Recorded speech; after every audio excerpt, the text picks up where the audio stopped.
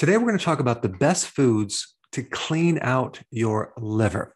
Your liver is not necessarily dirty, okay? It doesn't accumulate toxins. In fact, its main function is to detoxify toxins and poisons and chemicals, but it's not a storage facility for poisons and chemicals unless you have a fatty liver, because these toxins are stored in your fat cells. Now, when your liver gets inflamed, it heals with scar tissue, and you can develop cirrhosis, and you can lose function and create all sorts of issues. But the liver itself is not a reservoir for toxins. So I want to shift my talk into the best foods to reestablish the full function of your liver, to get your liver able to detoxify at the highest level. And you can totally do this with foods. So we're going to cover all those, but I want to first talk about the different functions of the liver, okay? It has the ability to detoxify. It makes bile. Bile is a detergent to help you break down fats and extract certain nutrients from fat. Your liver is a main producer of hormones. That's right. One being IGF-1, insulin-like growth factor number 1. Now, what is that? That is a very similar hormone to growth hormone. Growth hormone is made by your pituitary gland. It's sent to the liver. It works through the liver. And you can kind of consider IGF number 1 as an extension of growth hormone. It performs very similar functions. So it has everything to do with helping you burn fat. It's an anabolic hormone, so it helps you build muscle. It has everything to do with building proteins. And it also can help tap into your fat reserves and your stored sugar reserves for fuel. Now, your liver also makes steroid hormones, okay, like estrogen, progesterone, testosterone, vitamin D3, which, by the way, acts like a hormone in the body. In fact, it probably is a hormone, but we classified it as a vitamin. And the other sex hormone is cortisol, the main anti-inflammatory hormone in the body, the main hormone that helps you adapt to stress. So without cortisol, your body can't adapt to stress, and you're going to get really stressed out. In fact, 80% of the cortisol floating through your bloodstream originates from your liver. So all these steroid hormones come from this one thing, cholesterol. And so the liver is part of the building block of not just cholesterol, but a real key part in the creation of those hormones. And what's interesting is that people take certain drugs to block cholesterol, like statins. Well, guess what's going to happen to these hormones? You're not going to be able to make them efficiently. You're going to have all sorts of issues. And your liver makes a good portion of the cholesterol in your body. And take a wild guess what material it makes cholesterol from. If you guess dietary sugars, you are correct. So cholesterol is made from carbs. And cholesterol also makes certain proteins that transport things in the body, like cholesterol, like estrogen, like testosterone, different hormones. Because these hormones made from cholesterol can't travel that well through the blood, your liver packages them in proteins so they can be transported. So your liver has a post office function in that it is able to package certain things and send them throughout the body. Now, these proteins just don't transport certain things. They also buffer or regulate certain hormones.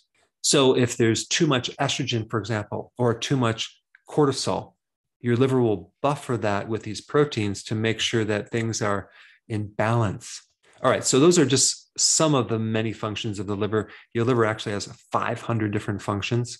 Now, before I get to the food, I just want to briefly mention the different symptoms that occur when you have damage to the liver. One would be itchiness in the body.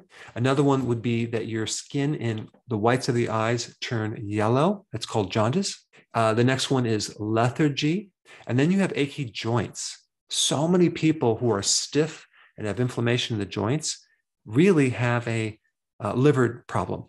Feeling nauseous is a big symptom of the liver. Having a lowered cognitive function could be liver related. And if you have gallstones, there's definitely a problem with the liver, simply because the liver makes bile, and it's a deficiency of bile and a high level of cholesterol that makes you end up with gallstones.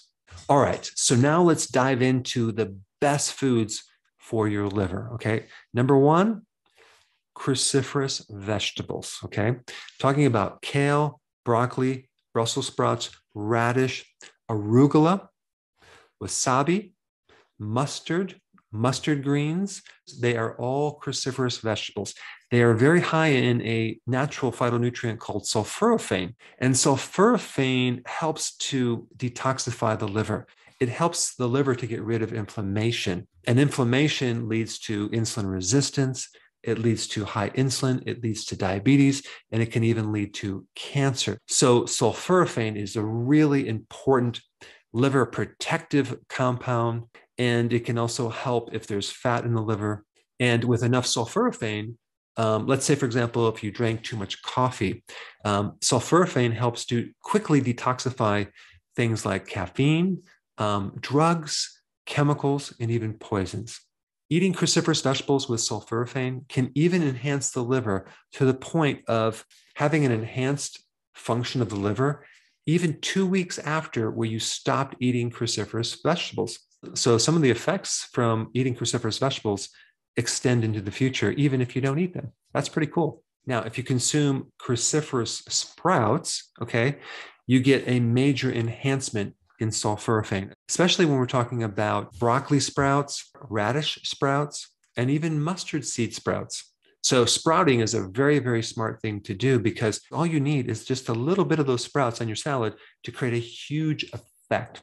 You see, one of the key enzymes to activate sulforaphane is destroyed with heat. So if you overcook broccoli or especially cauliflower, you're not going to be able to get this full magnitude of sulforaphane unless you at the same time add a little sprouts to your salad or a little bit of raw cruciferous.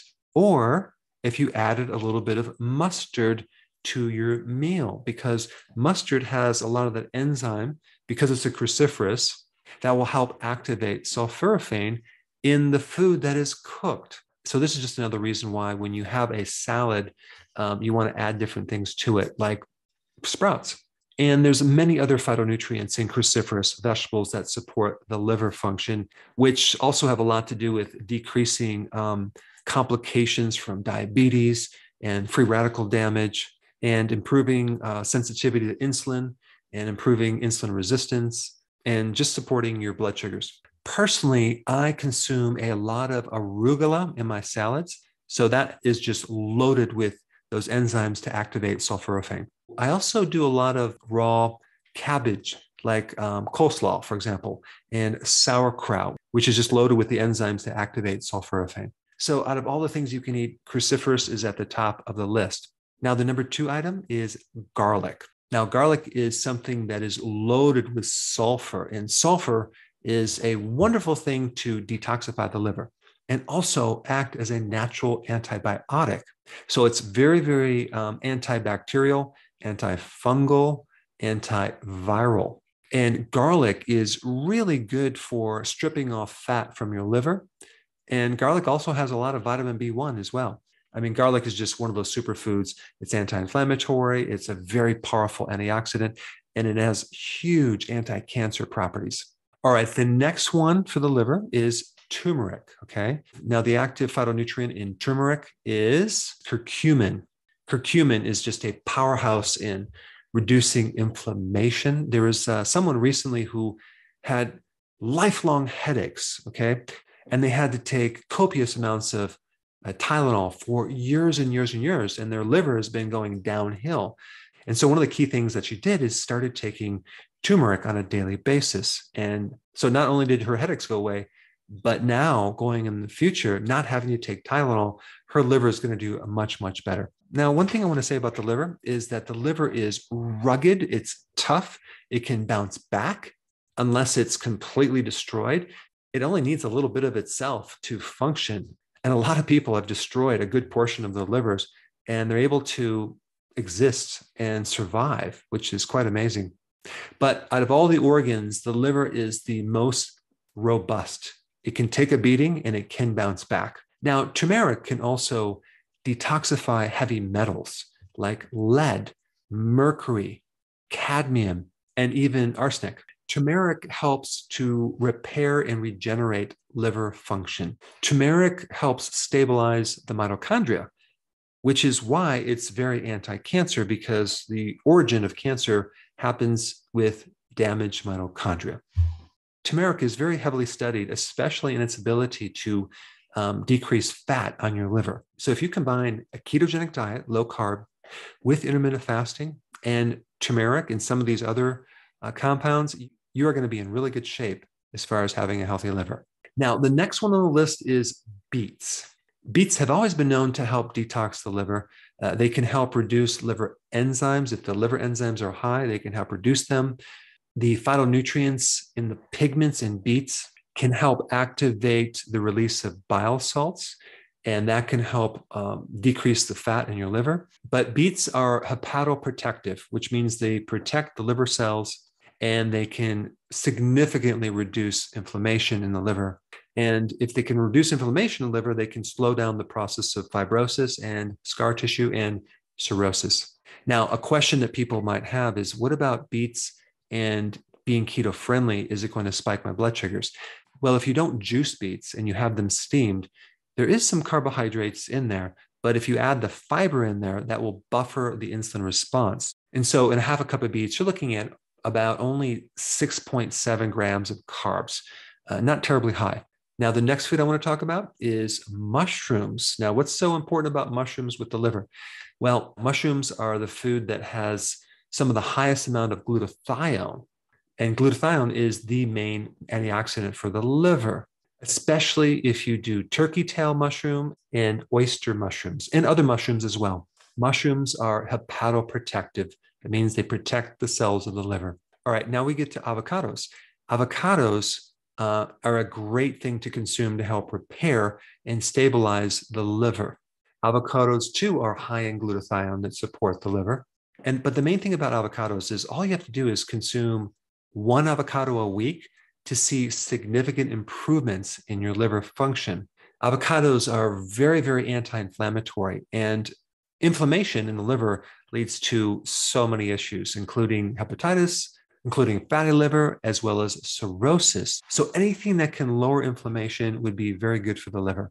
And the last thing I'm going to recommend for the liver is extra virgin olive oil. Just a very small amount. In fact, just one little teaspoon in your salad dressing can create significant improvements in liver enzymes. Extra virgin olive oil decreases fat on your liver. It improves insulin sensitivity. It reduces insulin resistance. And it's a very powerful anti-inflammatory. So there you have it, the best foods to help support a healthy liver. And if you haven't seen some of my other videos on the liver, I created a playlist for you right here. Check it out.